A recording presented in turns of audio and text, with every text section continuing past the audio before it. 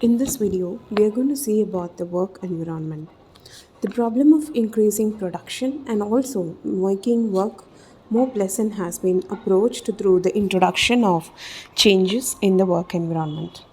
There is a fundamental difference between this approach and that in which increased efficiency is attained as a result of time and motion studies. Although such studies sometimes lead to environmental changes, the changes are usually related to the job, such as changing the height of a stool or the size of a work area. In other words, time and motion studies most often result not in environmental changes but in changes in an integral part of the job or a task being performed.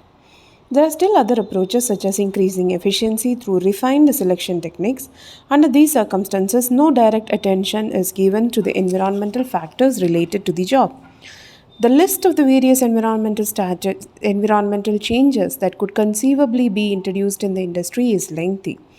Changes related to noise as it affects work, as well as changes in connection with the illumination, ventilation, and temperature of the work environment, have been introduced with varying claims of success. A popular environmental change is the introduction of music into the office or factory. Many claims in connection with the change in production have been based on the use of various color schemes, primarily on factory walls, but also on benches in machines and in restrooms. Another category of environmental changes for improving production includes such milestones items as eating facilities, fresh drinking water, and even the physical distance between two co-workers. Unfavorable environmental conditions supposedly contribute to a slowdown of the employees' activities in production. They allegedly increase turnover, promote high absenteeism, and generally contribute to inefficiency. There is no doubt that people generally prefer pleasant to unpleasant surroundings, and then what attention is paid to creating a favorable working environment as well as to actual job performance methods. Overall pleasantness prevails. However, one must be somewhat cautious in accepting all the claims made as to the results of creating a favorable work environment. Much of the work that has been done in this field has been guilty of serious error in its experimental methodology, and naive assumptions have too often been made with reference to the work. In an ideal experiment, one factor is varied and all other factors are either eliminated, neutralized, or held constant.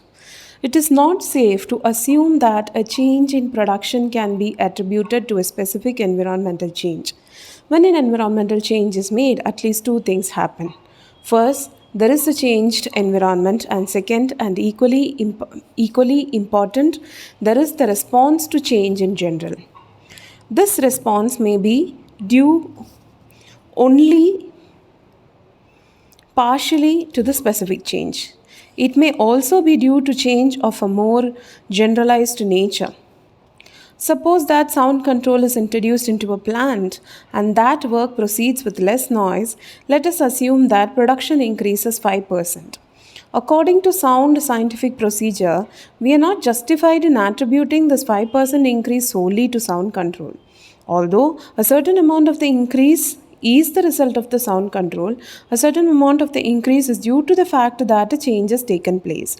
The attitude of the employee must be reckoned in this connection, for the same 5% increase in production might have occurred when more noise was introduced. For instance, in a hypothetical situation, production might conceivably be low because the employees spend their time talking to one another. If someone introduced a new internal machine which created so much noise that it made conversation impossible, we would be more cautious in coming to the conclusion that the introduction of the noisy machine increased production. In other words, the major problem in the introduction of environmental change is whether resulting increasing in production is to be attributed to the factor that is changed or to the factor that is incidental to a change. In addition to this error in methodology, there is the fact that the employee and his attitude toward change have not been fully taken into consideration. An altruistic employer may take steps to improve the work environment, but whether such steps will result in increased production will depend upon how the employee as a group interpret this change. If they believe that he has spent a lot of money in order to take advantage of them, they will resist the change, even though the environment is made more pleasant. If, on the other hand, the change raises morale, it will have the result be desired. As an excellent illustration of this is the case of the employer who had his factory and sales room in the same building. Air conditioning was installed in the sales room but not in the factory.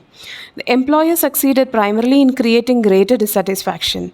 The salesmen disliked the air conditioning because they believed that they would have more calls on account of it. The factory employees who recognized that they held jobs of less prestige value interpreted the change as just another instance of their being held in lesser esteem. Both groups felt that the installation of air conditioning in the sales room was motivated not by their employer's concern for employees' welfare but solely as a method of increasing business. The Hawthorne studies um, reviewed the effects of a change in illumination on production. It will be remembered that no direct relationship was shown to exist between the physical change and the production. The contribution of the Hawthorne studies in relation to all changes involving environmental conditions is significant. Too often, variables are not controlled. An increase in temperature and the resulting production figures will be reported without taking the precaution of determining whether no temperature change or a decrease in temperature would result in a change in production. The essential point of connection with studying changes in work environment is the use of adequate experimental controls before conclusions are drawn. The authors consider that the changes in work environment, especially when they are conducive to more pleasant surroundings, are desirable. A change in production figures often has little or nothing to do with such environmental changes. This does not mean that one should forsake the idea of introducing music, decreasing noise, or controlling the temperature of the workroom.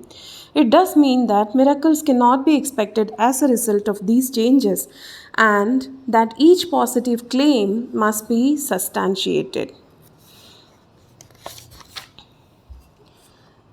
A very little study has been accomplished toward developing any type of theory relating human performance to either noise or music. The one notable exception is application of the arousal hypothesis as a model for understanding the effects of auditory stimulation upon the worker. Duffy in 1951 was one of the earliest to point out the possible importance of the overall level of activation of a person in determining his task performance.